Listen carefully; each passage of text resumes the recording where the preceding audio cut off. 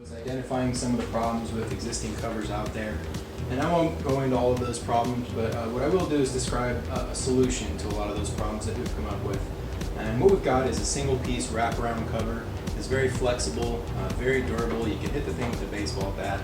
And you're not going to do any damage to it. And we're able to apply cosmetic finishes to these kinds of covers, and pretty much anything you can think of we can apply to it. But the cool thing about the design is not only that it's a one-piece design, but the way that it mounts is very simple.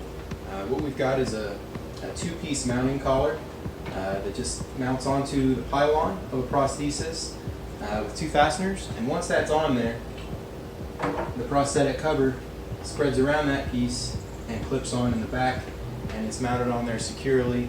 And the cool part is once that mounting collar is in place, the patient or the practitioner, with 3 easy clips and no tools, can remove and replace any new cover that they want.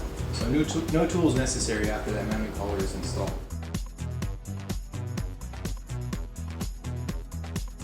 Yep, from the process of scanning, once I receive those scans, it takes me just a few days to do a design and the print.